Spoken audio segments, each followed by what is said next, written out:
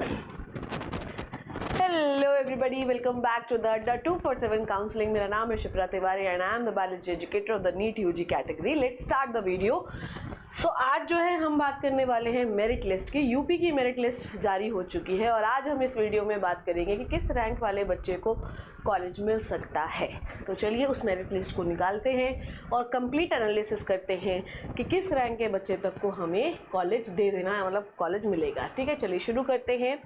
तो हम देखते हैं कि एक्सपेक्टेड कट ऑफ क्या होगा after the first round of the counselling. आपको पता है कि 7 जो मेडिकल कॉलेजेस हैं वो ऐड हो चुके हैं, जिसकी वजह से सीटें जो हैं वो बढ़ चुकी हैं। 6 और आने वाले हैं, तो सीटें और भी ज़्यादा बढ़ सकती हैं। हालांकि उनको अभी अप्रूवल नहीं मिला है, पर हम ये मान रहे हैं कि फर्स्ट राउंड के बाद भी अगर उन्हें अप्रूवल मिलता है तो भाई सीधे सीधे वो जाकर ऐड हो जाएंगी और सेकेंड राउंड ऑफ काउंसलिंग में भी आपकी सीटें बढ़ जाएँ। ललितपुर और कानपुर में भाई सीटें 50 और 100 इंक्रीज़ कर दी गई हैं। रिमेनिंग कॉलेजेस को भी मिलने वाला है। मेरिट लिस्ट के एनालिसिस करते हैं, आइए सुनते हैं। आपको यूपी आपको जो मेरिट लिस्ट है वहाँ से डाउनलोड करना है upneet.gov.in। अब मेरिट लिस्ट के अंदर वो बच्चे हैं जिनका डॉक्यूमेंट वेरिफिकेशन कंप्लीट था, जिन्होंने प्रॉपरली डॉक्यूमेंट सबमिट किए थे, जो कि प्रॉपरली अपना रजिस्ट्रेशन किया था, किसी भी प्रकार की कोई गलती नहीं थी, उनकी लिस्ट है। जो रिजेक्ट हुए उनकी भी लिस्ट आई है। तो जो एक्सेप्ट हुए हैं मेरिट लिस्ट में सिर्फ उन्हीं बच्चों का नाम है। ये है मेरिट लिस्ट। ध्यान से समझिएगा इस मेरिट लिस्ट को, जो मैं आपको समझाने की कोशिश कर रही हूँ। ये जो आपको सीरियल नंबर दिया गया है ये है आपकी स्टेट रैंक। ठीक है, तो 1 2 3 4 ये क्या है बच्चों? ये है आपकी स्टेट रैंक 1 है, स्टेट रैंक 2 है, स्टेट रैंक 3 है। क्या है आपकी स्टेट रैंक?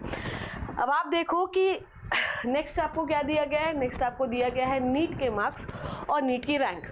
तो अभी क्योंकि आप स्टेट काउंसलिंग अटेंड कर रहे हैं तो आपको स्टेट रैंक से मतलब होना चाहिए, पर मैं आपको कुछ चीज़ें बता देती हूँ, ध्यान से सुनना। जैसे कि हमने बोला कि जैसे किसी पर्टिकुलर कॉलेज में 28 सीटें जनरल के लिए हैं, ध्यान से सुनना। तो ये बिल्कुल भी ज़रूरी नहीं कि सारे उसमें जनरल कैटेगरी के बच्चे जाएंगे, क्योंकि ठीक है, कहाँ गई मेरिट लिस्ट? क्योंकि अगर मान लीजिए कोई EWS का बच्चा है और उसके नंबर बहुत अच्छे आए हैं तो उसको ऑटोमेटिकली जनरल में शिफ्ट कर दिया जाएगा। डन। अब ऐसा हम ये मानते हैं कि उस पर्टिकुलर कॉलेज में मान लीजिए 100 सीटें हैं, ठीक है, तो 100 सीटों में हम ये मानते हैं कि EWS के लिए 2 सीटें हैं, है ना। तो कई बार ऐसा होता है कि मान लीजिए कि पहला जो EW है वो यहाँ पर किस नंबर पे दिख रहा है हमको? 14th रैंक पे दिख रहा है। 14th रैंक पे दिख रहा है, तो 14th रैंक वाले बच्चे को भी नंबर 1 का यूपी का कॉलेज मिल सकता है, क्योंकि वो कोटा से जा रहा है। समझ गए? ये सिनारियो हमेशा याद रखना कि 28 अगर जनरल की सीटें किसी पर्टिकुलर कॉलेज में हैं तो ये बिल्कुल ज़रूरी नहीं है कि 2800 बच्चे वहाँ जनरल के होंगे। हो सकता है उस जनरल कैटेगरी में ST SC का भी बच्चा हो, क्योंकि उसका जो कोटा वो अपग्रेड कर दिया गया क्योंकि उसके नंबर बहुत अच्छे थे। क्लियर? अब ST और SC की पर्टिकुलर वो सीट तो खाली हो गई, तो पीछे से जो बच्चे और हैं, जो भाई वो ST SC का कोटा से लिया था उसको जनरल में शिफ्ट कर दिया आपने, तो भाई एक सीट ST और SC के लिए बढ़ गई कि नहीं बढ़ गई? तो 2 बच्चे और आ गए पीछे रैंक वाले की नहीं आ गए। तो इस तरीके से सीट मैट्रिक्स होता है, तो ये बात आपको बिल्कुल क्लियर होनी चाहिए। तो जब भी हम देखते हैं जैसे EWS का 14वां 15वां नंबर है आपकी लिस्ट में, 14वां 15वां नंबर दिख रहा है कि नहीं दिख रहा है, पर उसके बावजूद उसको स्टेट रैंक 1 मानेंगे क्योंकि उसको नंबर 1 का कॉलेज मिलेगा, क्योंकि उस कैटेगरी में नंबर 1 का बच्चा तो वही है ना, उसने कोटा भरा था। उस कॉलेज में मान लो 2 सीटें EWS की हैं तो भैया उसको मिल जाएगा, भले उसकी स्टेट रैंक 20 क्यों ना हो, तो उसको नंबर 1 का कॉलेज मिलेगा, क्योंकि कोटा से उसने भरा था। ऊपर नंबर 1 के कॉलेज में 2 EWS का सीट था और पहले नंबर में 14वें नंबर का बच्चा जो था वो 14वें नंबर का EWS का बच्चा है इस लिस्ट में, उसको नंबर 1 का कॉलेज मिलेगा क्योंकि कोटा था वहाँ पे। I hope this is clear to you everybody. Now अब आगे थोड़ी सी और बात करते हैं। आई होप आप मैट्रिक्स समझ गए होंगे कि कैसे क्या होता है। ठीक है, अब नेक्स्ट इज, आइए यूपी की 2023 और 2024 की हम राउंड 1 की बात कर रहे हैं। ठीक है, दिस इज जनरल कैटेगरी, किसको कितने का सीट मिला है। जैसे कि आप देखो स्टेट रैंक आपकी 100 थी, तो इस साल जो है रैंक आपकी 2700 पहुंची, लास्ट ईयर 2300 के आसपास थी। 250 स्टेट रैंक है तो इस बार 4227 आपकी रैंक है, लास्ट टाइम आपकी 3855 थी। ऐसे 1000 अगर आपकी रैंक है तो आपके 1000 जो है आपकी स्टेट रैंक है तो आपकी ऑल इंडिया रैंक 10,418 इस बार, लास्ट ईयर 10,182 थी। अगर आपकी 2466 स्टेट रैंक है तो लास्ट ईयर आपकी थी 20,930 और इस बार 21,618। तो पर लास्ट ईयर सीटें कितनी थी? 3380। इस बार 600 सीटों का इंक्रीमेंट हुआ है, ठीक है, ओके। तो लास्ट ईयर 2466 वाले बच्चों को सीट मिल गई थी, मतलब स्टेट रैंक जिनकी 2466 थी उनको सीट मिली थी, है ना। पर इस बार क्या हुआ, इससे ज़्यादा रैंक वालों को सीट मिलेगी। क्यों? क्योंकि सीट इंक्रीज हो गई है, सीधी बात है यार, मतलब इसमें तो ज़्यादा दिमाग लगाना ही नहीं है। सो जैसे कि 2800 रैंक, 2800 वाले को भी सीटें मिली हैं, ठीक है। तो इस साल जो है ना, हम ये मान रहे हैं कि मतलब 2466 वालों तक को सीट मिली। हम ये मान रहे हैं कि इस साल जो है आपको 2800 तक वाले बच्चों को, 2850 तक के जिनके 2860 2865 जिनकी स्टेट रैंक है उन्हें भी सीट मिल सकती है। भैया 2200 में 600 ऐड करोगे तो कितना होगा? 2800 ही होगा ना। तो 2800 तक के जो बच्चे हैं उनको भी सीट मिल सकती है। मतलब अगर आपकी ऑल इंडिया रैंक 23,978 है और आप यूपी से राउंड 1 का कॉलेज ढूंढ रहे हैं, जनरल कैटेगरी के हैं, तो डेफिनेटली आपको सीट मिल सकती है, ठीक है, क्योंकि सीटें इंक्रीज हो गई हैं, ठीक है। नेक्स्ट अगर आप बात करते हैं तो पहले 3380 थी, इस बार 3850 है। तो इसलिए 2800 तक स्टेट रैंक है तो आपको मिल सकता है। लास्ट टाइम 2466 था तो 600 ऐड कर दो तो 2866 हो जाएगा, ठीक है। नेक्स्ट अपन बात करते हैं, अच्छा इससे ज़्यादा भी हो सकता है अगर मान लीजिए जो रिमेनिंग कॉलेज है 600-700 सीटें और ऐड हो जाएं तो भाई उसको 3000 के ऊपर चली जाएगी रैंक, ठीक है। चलो आ जाओ, नेक्स्ट जो बात करने वाली है, तो अगर हम बात करें कि मेरिट लिस्ट के हिसाब से इस बार की यूपी के कॉलेजेस की कट ऑफ क्या जाने वाली है, तो मैं फिर आपको बता रही हूँ कि जनरल के लिए 23,000 से 24,000। अब मैंने 24,000 क्यों लिखा 24,000 क्यों लिखा? समझ में आई बात? मैंने इसलिए लिखा क्योंकि हो सकता है बच्चों, है ना, 23,000 से 24,000 तक के बच्चों को मिल सकता है। मतलब यही सेम ही चीज़ है ना, यहाँ पे जो मैं आपको बता रही थी, ये देखो जो मैंने आपको बताया कि अगर आपकी इतनी रैंक है 23,978 तो आपको कॉलेज मिल सकता है। मतलब 23,000 से 24,000। 23,000 से 24,000 क्यों लिखा?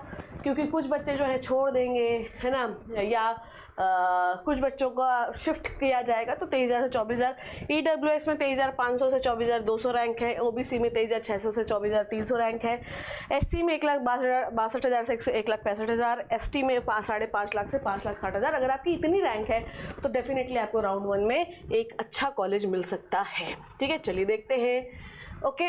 तो अब ये बात याद रखना है, स्टेट रैंक भी मैंने आपको बता दी है और ऑल इंडिया रैंक भी आपको बता दी कि स्टेट रैंक कितनी होगी तो कॉलेज मिल जाएगा और ऑल इंडिया रैंक कितनी होगी तो आपको यूपी में कॉलेज मिल सकता है, ठीक है। अब एक्सपेक्टेड डिस्ट्रीब्यूशन कुछ इस प्रकार का है, ध्यान से समझिएगा। जनरल की तो बात ही नहीं करते, उसका तो डिस्ट्रीब्यूशन ठीक ही है। EWS में टोटल जो है 10% जो सीटें हैं वो रिजर्व है। मेरा 385 टोटल में 385 जो सीटें हैं वो EWS के लिए हैं। तो अगर मान लीजिए 2000 बच्चों की लिस्ट आई तो 385 मान लीजिए टॉपर जो है, मान लीजिए 100 छोड़ दीजिए, 3000 बच्चों की लिस्ट है मान लीजिए, तो उसमें 10 बच्चों के बाद 385 बच्चे सारे EWS है, तो उन सारे बच्चों को जो है कॉलेज मिल जाएगा और जनरल वाले पीछे हो जाएंगे क्योंकि वो कोटा से जा रहे हैं, ठीक है। ऐसे OBC के लिए 27% है और इनके लिए रिजर्व सीटें हैं 1040। SC के लिए है 21%, 800 सीटें हैं और ST के लिए 2%, 77, ठीक है। और जितनी बची रिमेनिंग वो है जनरल के लिए, तो टोटल है 3850 सीटें राइट नाउ, ठीक है।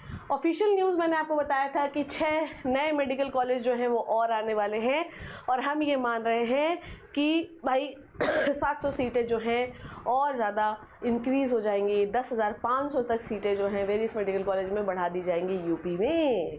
क्लियर है? तो ये वाली न्यूज़ मैंने पहले भी आपको बताई थी, ठीक है। तो health ministry committee hearing for recognition of 100, मतलब ये कुल मिला के ये नोटिस है जो समय समय पर लोगों ने भेजे हैं। तो आज की वीडियो में मैंने आपको बताया कि आपकी स्टेट रैंक और आपकी ऑल इंडिया रैंक कितनी होगी तो आपको कॉलेज मिल जाएगा। मैंने आपको ये भी बताया कि क्या आपकी कैटेगरी शिफ्ट हो सकती है। यस, शिफ्ट हो सकती है। आपका मन बहुत कचोलेगा कि भाई लिस्ट में मेरा रैंक तो 10 था, मतलब किसी पर्टिकुलर कॉलेज में जनरल कैटेगरी के लिए 30 ही सीटें थी और मेरी स्टेट रैंक 30 थी, पर फिर भी मुझे कॉलेज जनरल में क्यों नहीं मिला?